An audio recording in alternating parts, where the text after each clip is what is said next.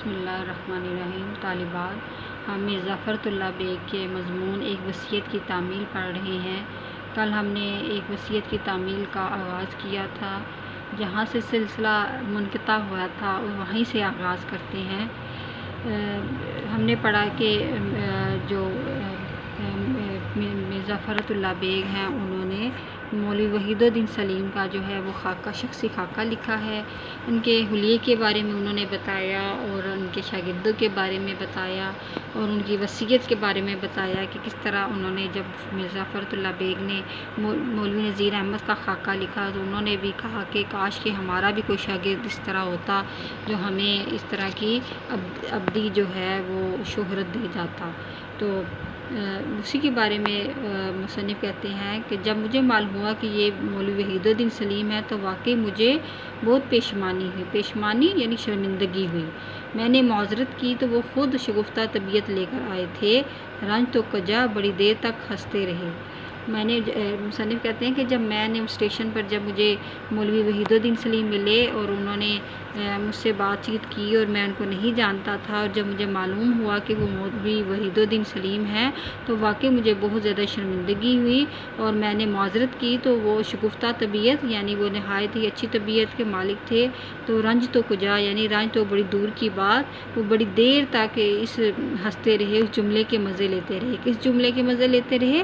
یعنی جب مصنف نے کہا تھا کہ آپ مر جائیں تو میں آپ کا جو ہے آپ کے بارے میں مضمون لکھ دوں گا، تو اس کے بارے میں وہ جو ہے اس جملے کے بارے میں بڑی دیر تک وہ لطف اندوز ہوتے رہے، مصر ہو گئے، یعنی اس بات پر وہ جو ہے مصر ہو گئے، مراد کہ اس پہ اڑ گئے کہ جس گاڑی میں تو ہے میں بھی اسی میں بیٹھوں گا۔ یعنی وہ بھی وہاں جا رہے تھے، مولوی وحید الدین بھی اورنگ آباد جا رہے تھے، وہ بھی اس بات پر اڑ گئے کہ جس گاڑی میں مرزا فرت اللہ بیگ ہیں اسی گاڑی میں بھی میں بیٹھوں گا۔ شاگردوں کی طرف دیکھا، انہوں نے ان کا سامان لا میرے درجے میں رکھ دیا۔ یعنی درجے میں مراد یعنی ٹرین میں آپ کو پتہ ہے کہ اول درجہ ہوتا ہے، دوم درجہ ہوتا ہے، تو اس درجے میں جس درجے میں مصنف تھے وہ بھی انہوں نے بھی اپنا سامان اس درجے میں رکھ دیا، اور ادھر ریل چلی اور ادھر ان کی زبان چلی۔ یعنی مزاحیہ انداز میں مصنف کہتے ہیں کہ وہ بہت زیادہ بولتے تھے، بات چیت ان کی رکتی نہ تھی۔ کہتے ہیں کہ یوں ہی ٹرین چلی یوں ہی ان کی زبان چلی، یعنی ٹرین جس طرح رکتی نہیں ہے اس طرح ان کی زبان بھی نہ رکتی تھی۔ رات کے 12 بجے 1 بجا 2 بجے، یعنی رات کے 12 بج گئے، 1 بج گیا، 2 بج گئے، لیکن مولوی وحید الدین سلیم جو ہے باتیں کرنے سے باز نہ آئے۔ مولوی صاحب نہ خود سوتے تھے نہ سونے دیتے تھے، یعنی یہاں پہ ان کی باتونی ہونے کی صفت بتائی ہے کہ مولوی وحید الدین کتنے باتونی تھے، نہ سوتے تھے نہ سونے دیتے تھے۔ درجہ اول میں ہم 3 آدمی تھے، کہتے ہیں اول درجے میں ہم 3 آدمی ٹرین پر سوار تھے، مولوی صاحب اور رفیق بیگ، اور رفیق بیگ تو کہتے ہیں سو گئے، ہم دونوں نے باتوں میں صبح کر دی، اپنی زندگی کے حالات بیان کیے۔ یعنی مولوی وحید الدین نے اپنی ساری زندگی کے حالات بیان کر دیے، اپنی علمی کارناموں کا ذکر چھیڑا، یعنی جو علمی کارنامے انہوں نے سر انجام دیے ہیں اس کے بارے میں بتایا۔ اصطلاحات زبان پر بحث ہوتی رہی، یعنی اردو زبان کی اصطلاحات کے بارے میں جو مولوی وحید الدین سلیم نے کام کیا ہے وہ اس کے بارے میں وہ باتیں کرتے رہے۔ شعر و شاعری ہوئی، دوسروں کی خوب برائیاں ہوئیں، اپنی تعریفیں ہوئیں، یعنی اپنی تعریفیں کرتے رہے اور دوسروں کی برائیاں کرتے رہے، اور مولوی عبدالحق کو برا بلا کہا کہ اس بیماری میں بھی مجھے زبردستی کھینچ بلایا۔ یعنی اورنگ آباد میں مولوی وحید الدین سلیم جا رہے تھے تو مولوی عبدالحق کو برا بلا کہا کہ میں بیمار ہوں اور مجھے زبردستی گھسیٹ کر میں اپنے آپ کو اورنگ آباد لے کر جا رہا ہوں۔ اور چند گھنٹے بڑے مزے سے گزر گئے، صبح ہوتے ہوتے کہیں جا کر آنکھ لگی۔ کہتے ہیں کہ یہ جو کچھ گھنٹے جو ان کے ساتھ بات چیت میں گزرے ہیں وہ بہت مزے کے گزرے، اور جب آنکھ کھلی لگی تو وہ صبح کا وقت تھا۔ شاید ہی گھنٹہ بھر سوئے ہوں گے کہ ان کے شاگردوں اور ساتھیوں نے گاڑی پر یورش کر دی، حملہ کر دیا، ادھر پھر اٹھ بیٹھے اور پھر وہی علمی بحث شروع ہو گئی۔ کہتے ہیں کہ ہم سوتے اس سے اٹھ بیٹھے اور پھر وہی علمی بحث و مباحث اور علمی جو ہے تذکرے ہونا شروع ہو گئے، پھپتیاں اڑی، یعنی کہکے اور لطیفے اڑے، اور اس کو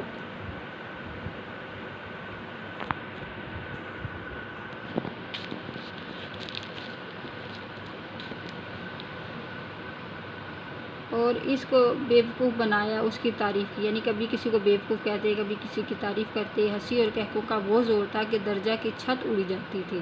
کہتے ہیں کہ ہنسی اور کہکے اس طرح گونج رہے تھے کہ ایسے لگتا تھا کہ ٹرین کی چھت جو ہے وہ اڑ جائے گی۔ تھوڑی دیر کے بعد مجھ کو نواب مسعود جنگ اپنے پاس لے گئے اور یہاں اورنگ آباد تک وہی گل گپاڑا رہا۔ یعنی کہتے ہیں کہ تھوڑی دیر کے بعد مولوی مسعود جنگ جو اس ٹرین میں سوار تھے وہ مجھے اپنے پاس لے گئے، اورنگ آباد کی اس ٹرین میں وہی گل گپاڑا اور شور و شرابہ رہا۔ میں شاعر نہیں ہوں، ہاں بعض دوستوں کی فرمائش سے زبردستی شعر کہتا ہوں۔ مجھے بڑا تعجب ہوا جب مولوی صاحب نے کہا فرد تو شاعر ہے، کیوں اس جوہر کو خاک میں ملا رہا ہے؟ ہو سکے تو جو کچھ کچھ کہہ لیا کر۔ یعنی مصنف کہتے ہیں کہ میں شاعر نہیں ہوں، لیکن بعض دفعہ زبان کے چسکے کے لیے میں شعر کہتا ہوں۔ تو مولوی وحید الدین سلیم نے مجھے کہا کہ تو شاعر ہے اور کبھی نہ کبھی جو تیرے دل میں آئے اس کو کہہ دیا کر۔ میرے ایک قطعے تاریخ سے ایسا خوش ہوئے، اسی وقت قلم اٹھا دوات نکال وہ قطعہ لکھ لیا۔ کہتے ہیں کہ میں نے ایک قطعہ جو ہے وہ لکھا تو ان کو سنایا تو انہوں نے فوراً قلم دوات نکال کر وہ قطعہ اپنے پاس لکھ کر محفوظ کر لیا۔ میں نے باتوں باتوں میں یہ بھی کوشش کی کہ مولوی صاحب کی طبیعت کا اندازہ لگاؤں۔ پہلے تو ذرا بند رہے، یعنی پہلے تو وہ تھوڑا خاموش رہے، لیکن آخر میں بالکل کھل گئے۔ یعنی مصنف کہتے ہیں کہ میں اس کوشش میں تھا کہ میں جانوں کہ مرزا صاحب کی اصل طبیعت کیا ہے، کیا وہ لوگوں کے سامنے ہی بات چیت زیادہ کرتے ہیں یا اندر سے بھی باتونی ہے۔ تو کہتے ہیں کہ مجھے اندازہ ہوا کہ وہ پہلے تو تھوڑے خاموش رہتے تھے، لیکن آخر میں بالکل کھل گئے، یعنی بالکل ہی وہ ہر طرح کی بات چیت کرنا شروع ہو گئے۔ میں نے جو رائے ان کے متعلق قائم کی ہے وہ سن لیجئے۔ مصنف کہتے ہیں کہ میں نے مولوی صاحب کے بارے میں جو رائے قائم کی ہے وہ آپ لوگ یعنی جو سننے والے ہیں وہ بھی سن لیں۔ سب سے پہلے تو یہ ہے کہ ان میں ظرافت کا مادہ بہت تھا، یعنی ان میں طنز و ظرافت، ہنسی مذاق بہت زیادہ تھی، لیکن یہ ظرافت اکثر رقاقت کی صورت اختیار کر لیتی تھی۔ رقاقت یعنی فحش، یعنی وہ ہنسی مذاق کرتے کرتے فحش بات بھی کر جاتے تھے۔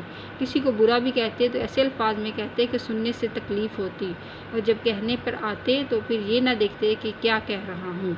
مصنف کہتے ہیں کہ مولوی صاحب جو تھے وہ اس طرح بات کرتے تھے اور اس طرح ہنسی مذاق کرتے تھے اور ان الفاظ میں کرتے تھے کہ سنتے ہوئے کانوں کو تکلیف ہوتی تھی، اور یہ نہ دیکھتے تھے کہ کس کو کہہ رہے ہیں، کیا لفظ کہہ رہے ہیں، بلکہ بے اعتقاد بولتے چلے جاتے تھے۔ نتیجہ اکثر یہ ہوتا کہ لوگ ادھر سے ادھر لگا دیتے اور مولوی صاحب کی کسی نہ کسی سے بگڑ جاتی۔ یعنی اس کا نتیجہ یہ ہوتا کہ لوگ جو ہیں جو حسد کرنے والے ہیں وہ مولوی صاحب کی بات کو کہیں سے کہیں ملا کر کرتے، اور اس طرح مولوی صاحب کے جو دوسروں کے ساتھ معاملات ہیں وہ اکثر بگڑے رہتے تھے۔ شاید ہی کوئی بھلا آدمی ہوگا جو سچے دل سے ان کو چاہتا ہو۔ ان کے علم، ان کی سمجھ، ان کی زود فہمی اور ان کی طبع رسا کی سب تعریف کرتے تھے۔ زود فہمی یعنی عقل مندی، طبع رسا یعنی اچھی طبیعت کی ہر کوئی تعریف کرتا تھا، لیکن ان کی طبیعت کے شاکی ہیں، لیکن ان کی طبیعت سے سب محتاط تھے اور وہ خود بھی اس سے بیزار تھے۔ یعنی مولوی صاحب خود بھی اپنی اس عادت سے بیزار تھے کہ وہ جو ہنسی مذاق کرتے ہیں تو لوگ ان سے بگڑ جاتے ہیں اور لوگ ان سے کنارہ کرتے ہیں۔ بات یہ ہے کہ انہوں نے زمانے کی وہ ٹھوکریں اٹھائی تھی کہ خدا کی پناہ خاصا بلا چنگا آدمی دیوانہ ہو جائے۔ یعنی مصنف کہتے ہیں کہ مولوی صاحب نے اتنی دنیا کی ٹھوکریں کھائی تھیں کہ ان کو ان ٹھوکروں کی وجہ سے وہ ہر ایک سے ہنسی مذاق کرتے تھے، ہر ایک کو برے لفظ سے پکارتے تھے اور جانتے تھے، اور ان کی طبیعت میں اس لیے اتنی زیادہ جو ہے وہ اس طرح کی بات تھی کہ ہر کوئی جو ہے ان سے خار کھاتا تھا، ہر کوئی ان سے دور دور رہتا تھا، اور جب کسی نااہل کو بڑی خدمت پر دیکھتے تو ان کو آگ لگ جاتی تھی۔ یعنی کسی نااہل کو جب بڑے عہدے پر دیکھتے تھے تو وہ پریشان ہو جاتے۔ ریل میں ایک بڑے شخصوں کا ذکر آیا، انہوں نے ہر دفعہ یہی کہا، ارے میاں گدھا ہے۔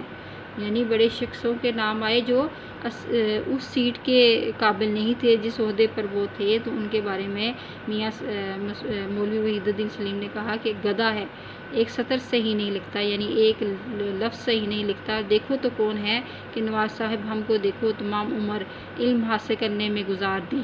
یعنی مصنف کہتے ہیں کہ نواب صاحب ان کو یاد کر کے کہتے کہ یہ گدھے ہیں، اور ہم دیکھو کہ تمام زندگی جو ہے ہم نے لکھنے لکھانے میں گزار دی، اور ہم کو وہ عہدہ نصیب نہ ہوا جو ان گدھوں کو ہوا ہے جن کو کچھ بھی نہیں آتا۔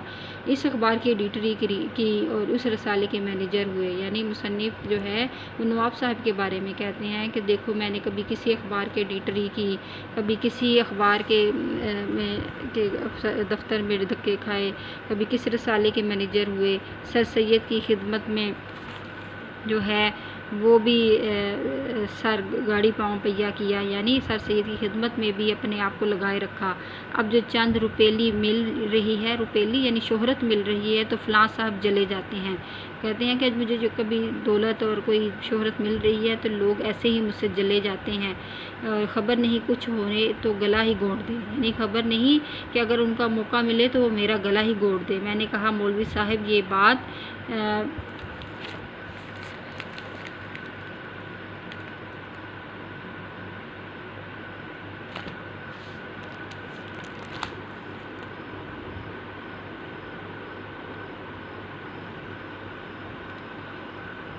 یہ دنیا آخرت نہیں ہے کہ جیسا بوگے ویسا ہی ملے گا، یعنی میں نے کہا کہ مولوی صاحب یہ دنیا جو ہے وہ آخرت نہیں ہے کہ جس طرح بوئیں گے ویسا ہی ملے گا، بلکہ یہ دنیا ہے اور آخرت آخرت ہے۔ یہاں اہل کمال ہمیشہ آشفتہ حال رہے ہیں، آشفتہ حال پریشان، یعنی مصنف نے کہا کہ میں نے مولوی وحید الدین سلیم کو کہا کہ یہ دنیا ہے اور یہاں پہ کبھی بھی کسی کو اس کی محنت کا پھل نہیں ملتا، یہ آخرت تھوڑی ہے کہ جہاں جو کرے گا وہی بھرے گا۔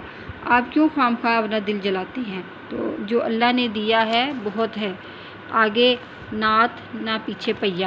کہتے ہیں کہ میں نے مولوی وحید الدین سلیم کو کہا کہ آپ کیوں پریشان ہوتے ہیں، جو کچھ اللہ نے آپ کو دیا ہے آپ اسی پر خوش رہیں۔